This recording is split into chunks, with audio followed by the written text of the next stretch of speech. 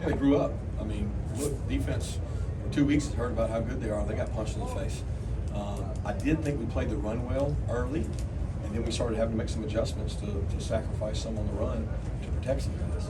And the past, we've played them well. We didn't give up big plays. Today, we didn't do that. And it's not all on the corners. We didn't have a guy in the middle of the field. There should be a guy in the middle of the field. They can't throw that ball there the first one. We misjudged the ball. They're correctable things. It's a good thing, and we really weren't beat. We just misplayed it, and that's tough to swallow. Kirby, in your experience, if you're going to have a special season, don't you have to win something like this where maybe you don't deserve to win, but you find a way on the road? Yeah, most people you would say. I mean, I would prefer it not be this early in the season, but I mean, it doesn't get any easier from here. Look, our league, I don't know what's going on in college football today, but this league is tough. I mean, every Saturday, I think games are going to be like that. I told our team I would not be shocked at all if it's a fourth quarter game and it comes down to one possession, which it did. Some more of Josh McCrae tonight. Just how far has he come since maybe starting a little bit from behind? What did you see from him? So a big man. He was a difference maker. We thought our advantage was our conditioning. We felt like we were a better conditioned team. And I really thought there after the first drive, second half, all right, here we go. We're getting ready to rock and roll and try to, but they bowed their neck. They got a, they were a playoff football team, and they stopped the run some and forced us to do different things. But McCrae was great today. He was really instrumental. I told him in overtime, I said, guys, let's get this big guy going. And of course, Nate had the big run, and then he came in and he finished it off. He's a great complement to what we have. Can you speak to the accomplishment of winning 5 times in a row at the stadium and 9 times in a row? Well, I lost a lot of times in a row as a player. I mean, it still sticks with me. And I have a lot of memories, good and bad, of playing here. But 5 in a row is a lot. I mean, dating back to Alabama was probably more than that. Kirby, I know you said that Gunner grew up today, but where do you think this helped him in his confidence, especially in the passing game this one? I think it was immense for him. He's still, I mean, I want to judge him by watching the tape. There's plays in there that can be made. He's got to settle down and have confidence. The best thing he's got is his legs. And he's got a good arm, but he's got to trust his legs and use them to extend plays, not just run. These guys are fast in our league. He tries to run the sideline, and he might only get 2 or 3 yards. Where if he runs north and south and sticks it up in there, he's going to find some honey holes in that pocket. I think right now, when he steps back, it's hard to pass pro for a quarterback that goes back and does those things. He's growing up. He's getting better. I'm going to tell you what he did now. There's a lot of information Coach Bobo put on him. Check this, do this. They had a great plan, I felt like, put together. And a lot of it was check system for him and this crowd noise. He did a really good job. First drive, guys, that was like clockwork. How did you try to keep the defense's confidence up when they needed to stop it overtime? Oh, they didn't. That defense group in there, they ain't losing their confidence. One player may have a little doubt, but that group in there, they think they can stop anybody anytime. That's a fun group to be around. They do in overtime. They thought they were going to go block the field goal. I mean, they believe, and they're a confident group. We got to play smarter. But look, that's a hard game to prep for. We worked the hell out of our guys to get ready for that game, and probably overworked those guys. It came down to things that we did not execute. We got beat over top or didn't make a play, and it's frustrating because I thought that we would play better defense. What did you tell your team after the missed field goal, trying to propose them coming in overtime? I didn't say anything. I talked about red area defense.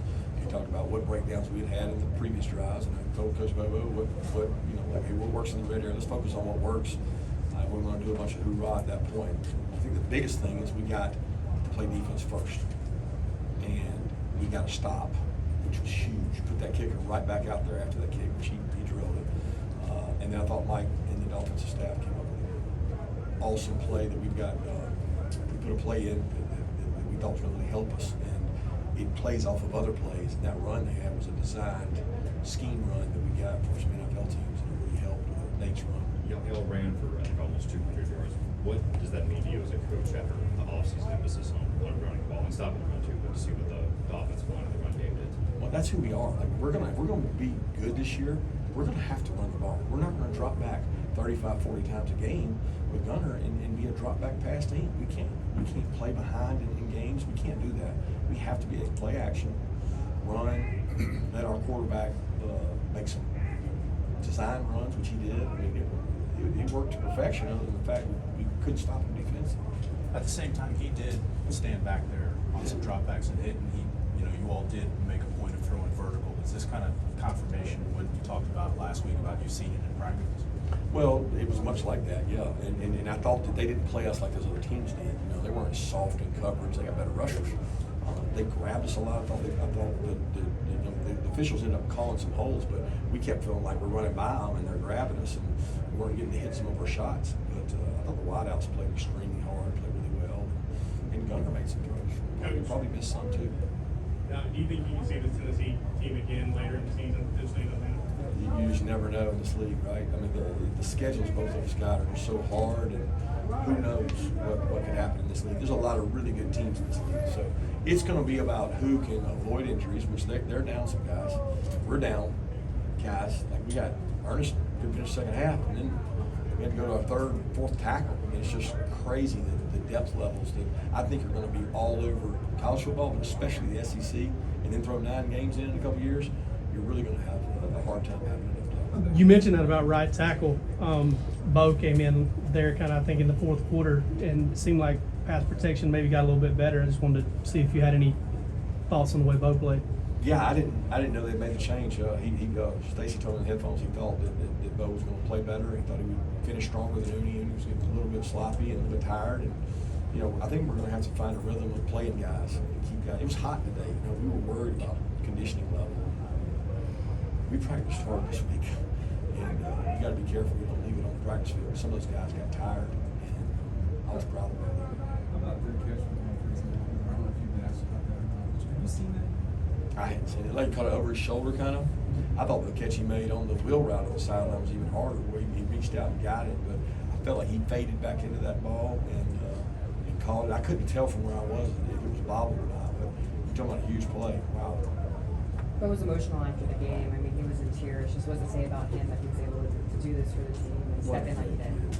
I mean, guys, I've never met a kid as nice as him. I mean, he is just the most polite, best kid. I mean, he had the fumble last week, and he came over to me in the fourth quarter and was like, Coach, why didn't you like yell at me or cuss me out? And I was like, Lonnie, you're just too nice.